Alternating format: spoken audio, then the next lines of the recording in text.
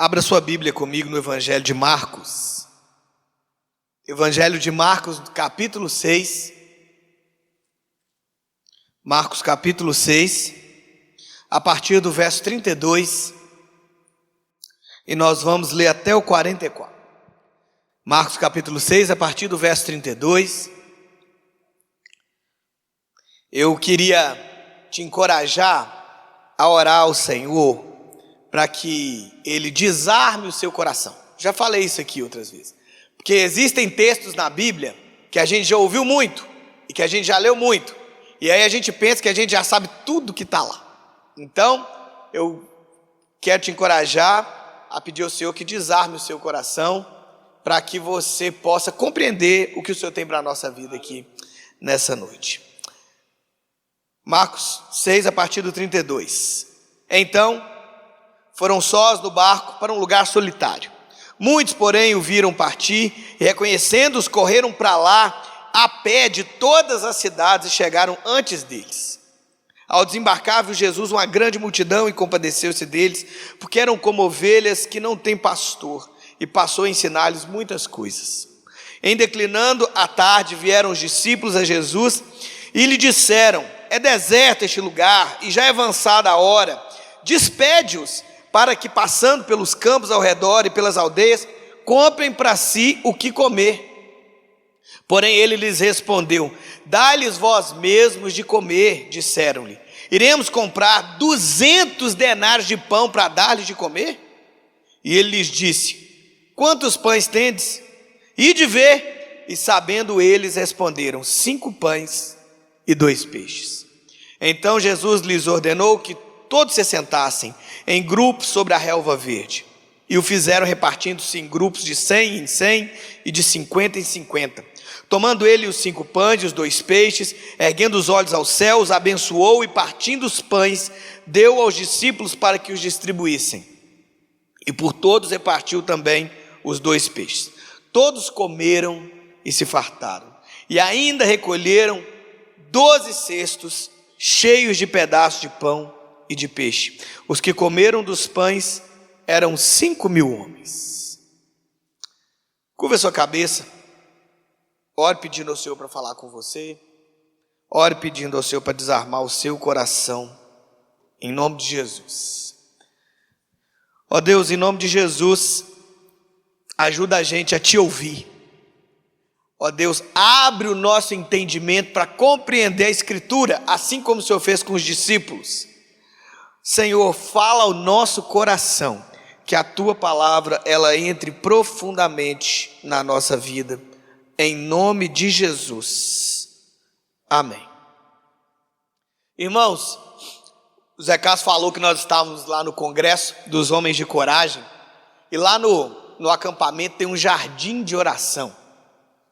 E nesse jardim de oração, a gente vai caminhando pelo jardim e tem várias estações que contam a vida de Jesus. Começa no seu nascimento e termina na ressurreição e no envio que Jesus faz aos discípulos para pregar o evangelho sobre todas as nações. E aí, lá no jardim de oração, irmãos, tem uma parte específica que fala da multiplicação dos pães.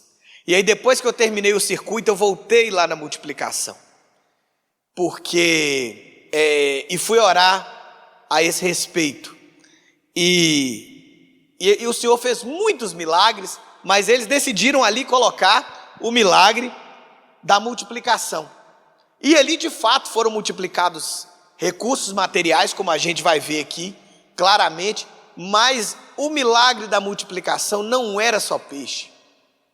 O milagre da multiplicação não era só pão. O milagre da multiplicação não era apenas provisão material. Era também, nós vamos ver isso aqui. Mas não era só isso. Tinha muito mais coisa acontecendo ali, porque Jesus estava ali. E hoje o Senhor também está aqui. A Bíblia fala que o Senhor está no meio do seu povo. A Bíblia diz que o Senhor tem uma bênção especial lá no Salmo 133, quando o seu povo está reunido. Então, a gente pode esperar algo do Senhor, porque assim como Ele estava ali, Ele está aqui, Ele está no meio do seu povo.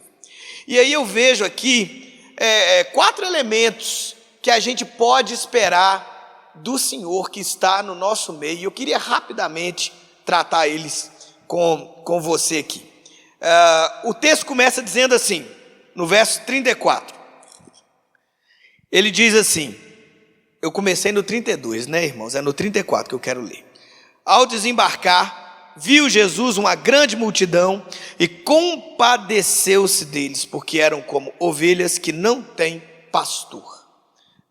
Irmãos, o que estava acontecendo ali é que Jesus, depois de uma longa jornada de trabalho, depois de uma longa jornada servindo as pessoas, de uma longa jornada atendendo as pessoas, eles decidem ir para um lugar deserto, eles decidem ir se retirar um pouco.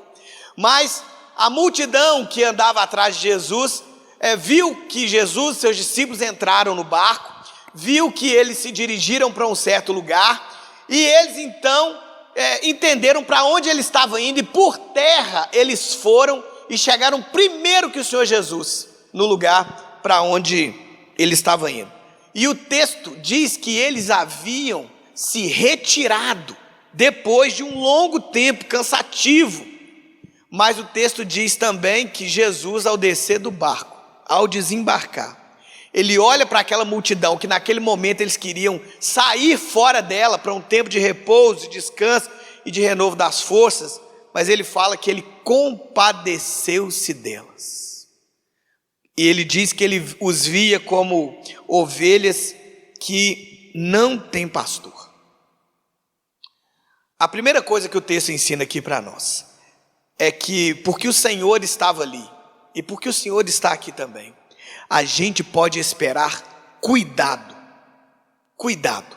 Irmãos, o texto fala que quando Jesus olha para aquele povo, ele vê as pessoas como ovelhas, mas ele os vê como ovelhas que estão sem cuidado. Eu já falei aqui detalhadamente uma vez sobre a necessidade da ovelha. Eu vou fazer um resumo básico aqui, né? Ovelhas são animais que a Bíblia compara em diversos lugares com a vida do povo de Deus, justamente para mostrar que a ovelha precisa de um cuidado peculiar.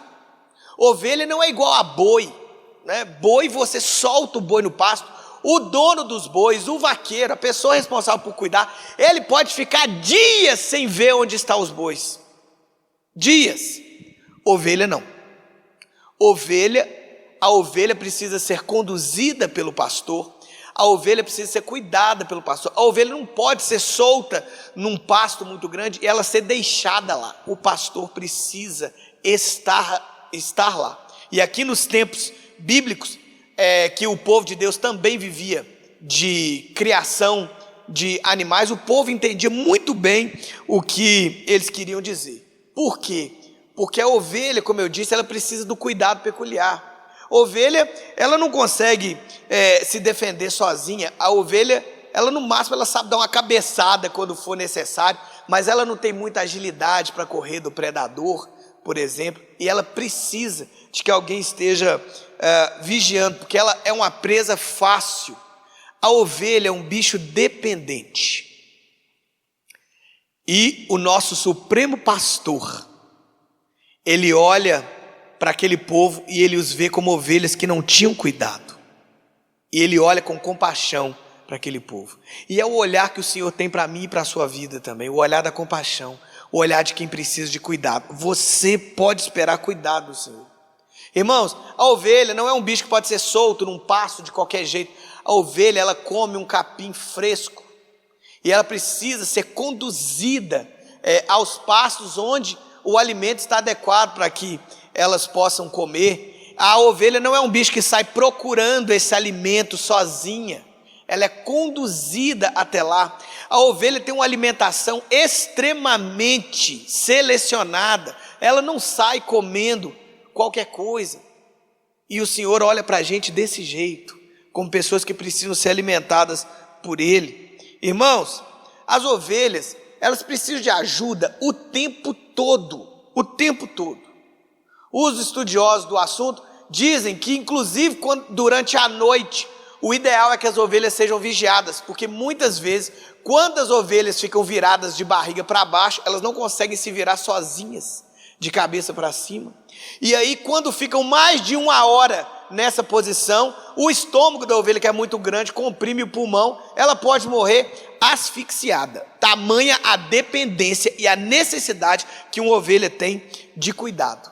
E o texto diz então que o Senhor olha para o seu povo como ovelhas que precisam ser cuidadas. A gente pode esperar cuidado da parte do Senhor.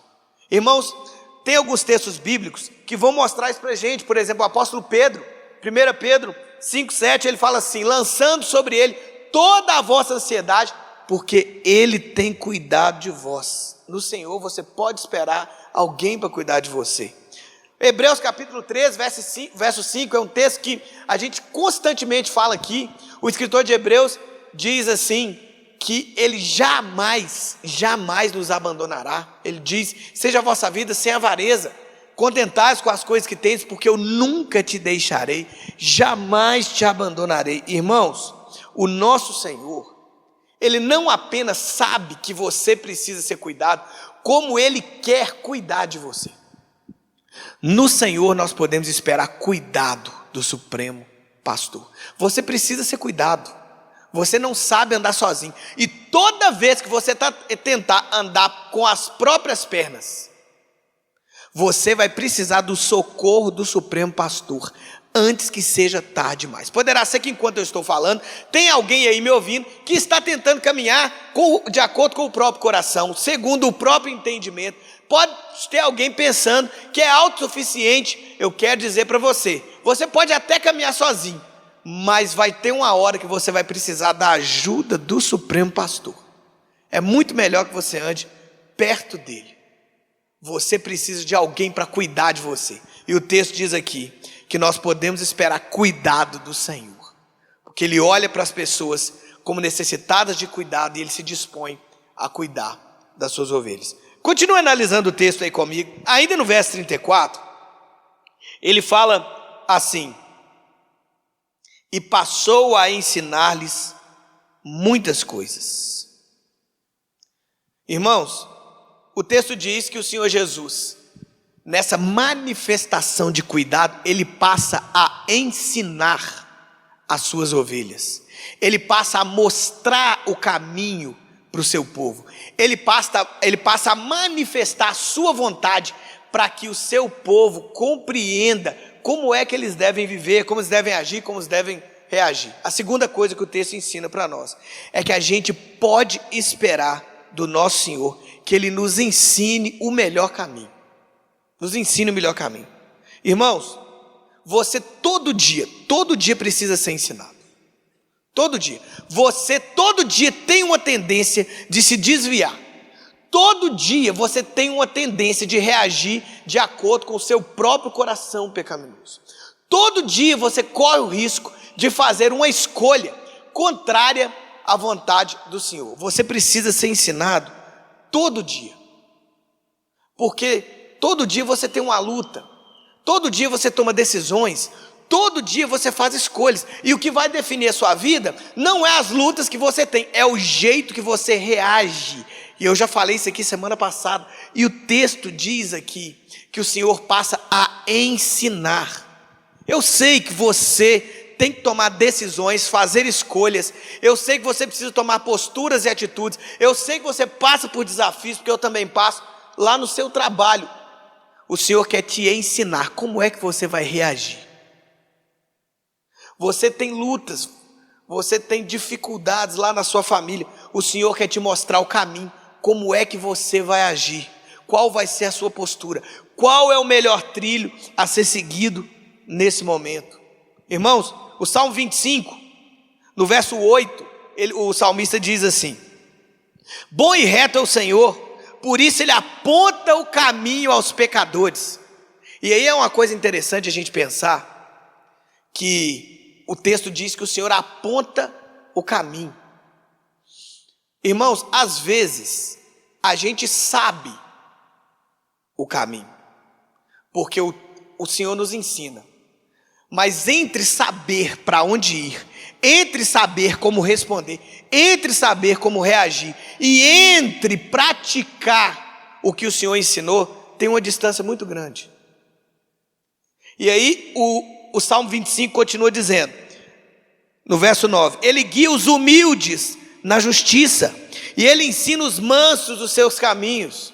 O que ele está dizendo quando ele fala de guiar os humildes é o seguinte, eu falei que às vezes você sabe o caminho, mas você precisa se submeter a ele. Não, você pode saber a verdade, você pode saber a Bíblia inteira, você pode inclusive, você pode ter versículos bíblicos decorados, e de fato isso é excelente, mas o texto fala que o Senhor guia os humildes, aqueles que se submetem a ele, os mansos aqui, né? As pessoas que se rendem ao Senhor. Não, aqui é o contrário da soberba, aqui é o contrário daquela dureza do coração, daquela pessoa que ela diz que ela sabe e faz e acontece, e ela tem a resposta, e ela tem o caminho, e ela já sabe como fazer. Ele fala que o Senhor guia os humildes. Você precisa se submeter ao Senhor. Ainda no Salmo 25, lá no verso 12, lá na frente ele fala assim, e ao homem que teme ao Senhor, ele o instruirá no caminho que deve escolher. Você, desde que o pecado entrou no mundo, você tem uma tendência fortíssima de caminhar para o abismo. Desde que o pecado entrou no mundo, você tem uma tendência fortíssima de destruir seus relacionamentos. Desde que o pecado entrou no mundo, você tem uma tendência fortíssima para acabar com a sua família. Você tem uma tendência fortíssima para acabar com a própria vida. Você tem uma tendência fortíssima de pular no abismo com alegria, achando que está fazendo uma coisa boa. E aí o texto diz aqui que o Senhor vai nos instruir no caminho que a gente deve escolher, porque a gente não sabe o que é bom para nós. E aí, irmãos, quando a gente pensa nisso, a gente pode esperar que o Senhor nos ensine o caminho, porque o Senhor nos ensina pela sua palavra, por exemplo. Lá no Salmo 119, 105, o salmista diz que a palavra é a lâmpada para os nossos pés, é a luz para os nossos caminhos. Irmãos, quando nós pensamos nisso, a gente tinha que ler mais a Bíblia, a gente tinha que buscar mais ao Senhor, a gente tinha que frequentar o PG, a gente tinha que ser aluno de escola bíblica, a gente tinha que ser atento à pregação. Por quê? Porque o Senhor nos prometeu ensinar o caminho. E onde está o caminho, irmãos? Está na sua palavra. E aí, como se não bastasse, tem outra coisa interessante. Lá no livro de Provérbios, por exemplo, o texto diz assim, Provérbios 27, 9: o amigo encontra doçura no conselho cordial. Irmãos, o Senhor nos ensina por meio das pessoas que Ele coloca no nosso caminho. O Senhor nos ensina por meio de conselhos abençoadores. O Senhor nos ensina por meio de gente que anda com Deus, que Ele colocou ao nosso lado. O Senhor nos ensina por meio de pessoas abençoadas, que Ele pode usar para nos mostrar o caminho, quando a gente não estiver vendo, ou às vezes a gente está vendo, mas a gente está duro para se submeter. E aí é interessante a gente pensar que você não devia andar sozinho, você não devia ser solitário, você não devia ser soberbo, você não devia ser orgulhoso, você devia se encostar perto de gente de Deus e fazer algumas perguntas para essas pessoas, e pedir oração para essas pessoas. Por quê? Porque o Senhor quer te ensinar o caminho que você deve escolher, e Ele ensina por meio das pessoas que Ele colocou no seu caminho. Irmãos, lá no Evangelho de Lucas, no capítulo 10, o Senhor Jesus diz assim: quem vos der ouvido, falando para os discípulos, ouve a mim, e quem vos rejeitar, a mim me rejeita. Com isso, o Senhor Jesus está dizendo que nós fomos enviados para fazer a sua obra, nós somos enviados como seus discípulos, e toda vez que você rejeita um conselho de Deus, por meio de uma pessoa que Ele colocou ao seu lado, você está rejeitando o próprio Deus que enviou aquela pessoa. O Senhor quer nos ensinar o caminho, mas a gente tem que ser humilde para se submeter e aprender a sua palavra, humilde para ouvir as pessoas que Ele colocou ao nosso redor. Mas como se não bastasse, o Senhor também ensina pela presença do seu Espírito. O Evangelho de João, lá em João 16, verso 8, diz assim: o Espírito vos convencerá do pecado, da justiça e do juízo. Porque o Espírito Santo, irmãos, o Espírito Santo ele nos convence do erro. O Espírito Santo ele pesa o nosso coração quando nós estamos caminhando para fora da sua vontade. O Espírito Santo não nos deixa pecar em paz, como eu tenho falado várias vezes aqui. Então, o Senhor nos ensina pela palavra, nos ensina pelas pessoas que estão no nosso caminho, nos ensina pela ação do seu Santo Espírito. O Senhor quer te livrar do abismo. O Senhor, quando manifestou cuidado e compaixão por aquelas ovelhas, Ele passou a ensinar o caminho para elas. Você pode esperar que o Senhor te ensine o caminho, porque você não sabe para onde ir. Você precisa que o Senhor te mostre o trilho que você deve seguir. Acompanhe o texto comigo ainda. Vamos mais para frente aí, verso 35.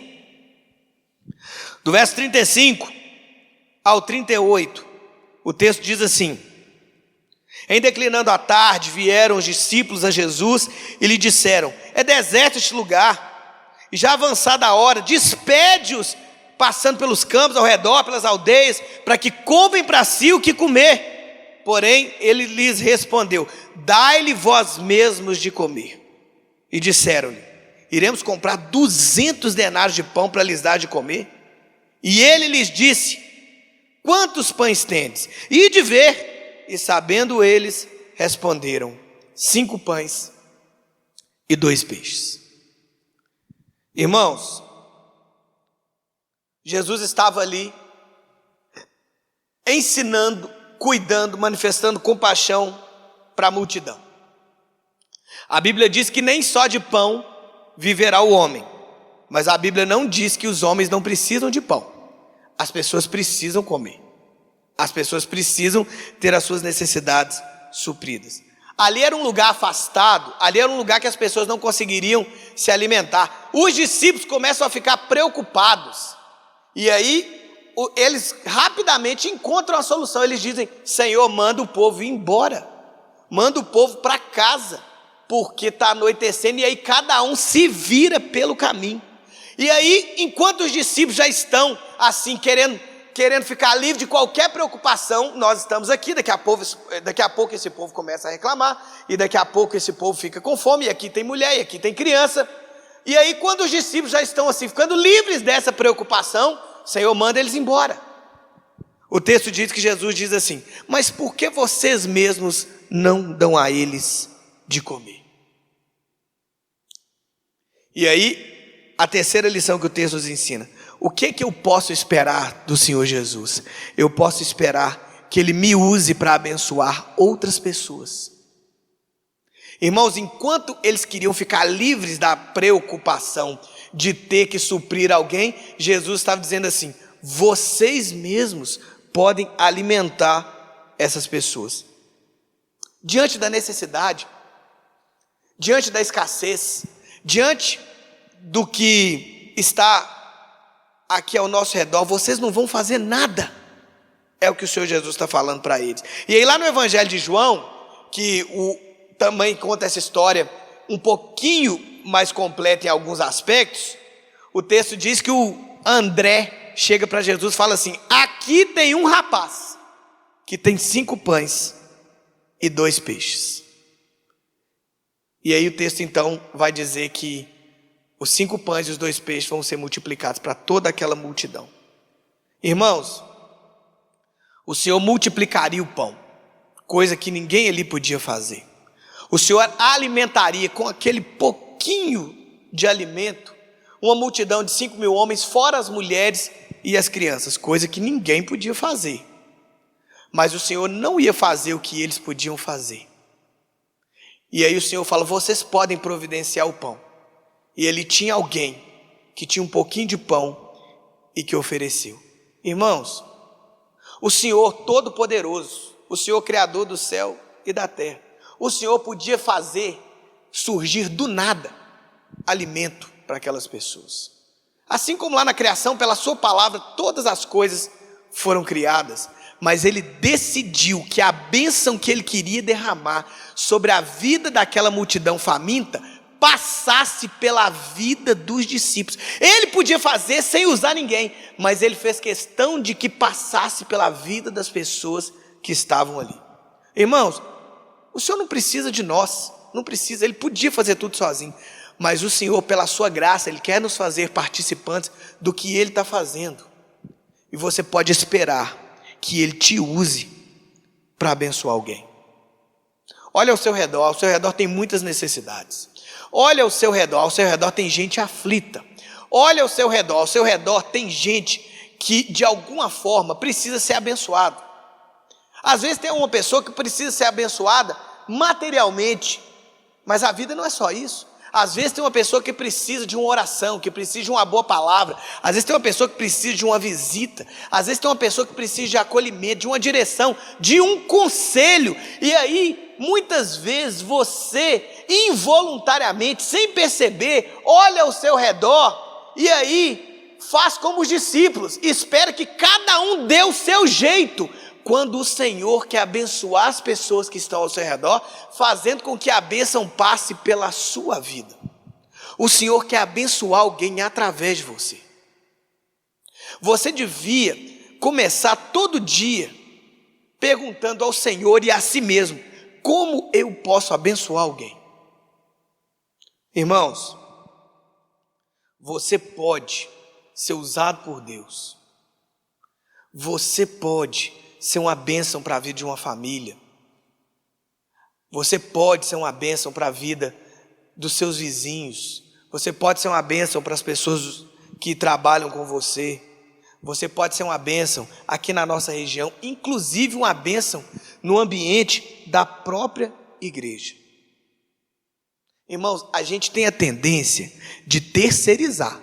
A gente não quer problema, a gente não quer preocupação, a gente não quer confusão. Não é a primeira vez que os discípulos, ao lidar com uma necessidade, eles querem passar aquilo para frente.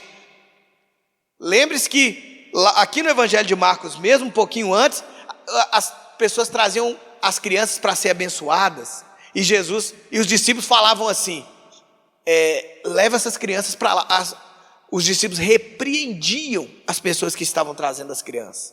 Não, aqui já tem coisa demais para fazer, aqui já tem problema demais.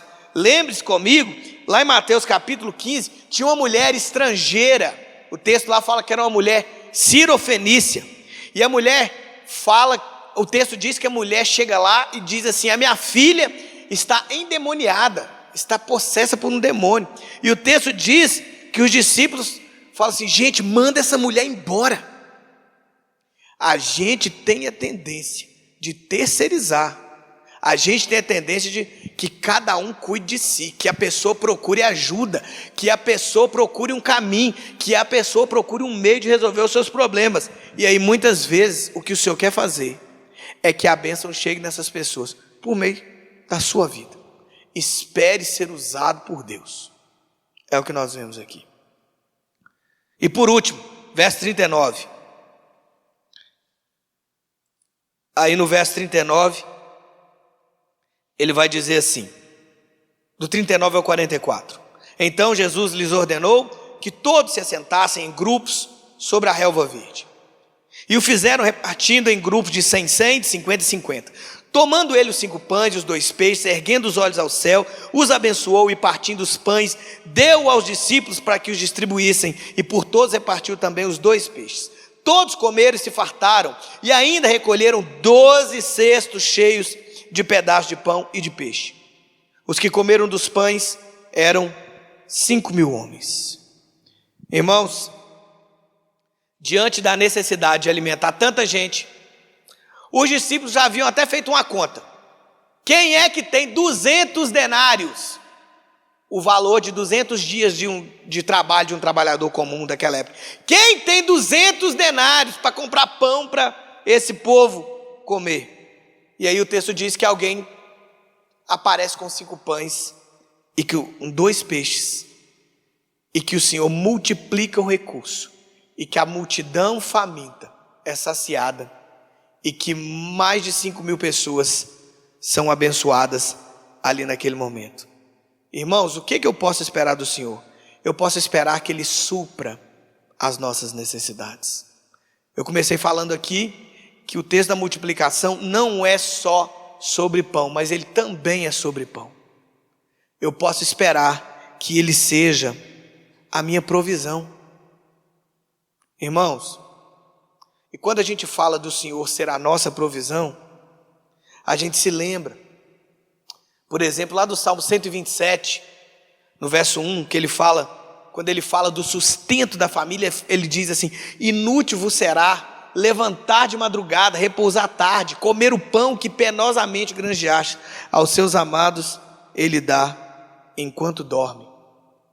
O que ele está dizendo ali é que você pode se esforçar intensamente, você pode não dormir direito, você pode chegar ao limite da exaustão para colocar o pão de cada dia dentro de casa. Se o Senhor não colocar a mão sobre a sua vida, não tem pão que chega lá, não tem dinheiro que chega. E aí eu me lembro, irmãos, que quando o povo de Deus espera a provisão da sua própria mão, do seu próprio braço, e não confia no Senhor, muitas vezes a provisão ela sempre é insuficiente. Lembre-se comigo lá do profeta Ageu.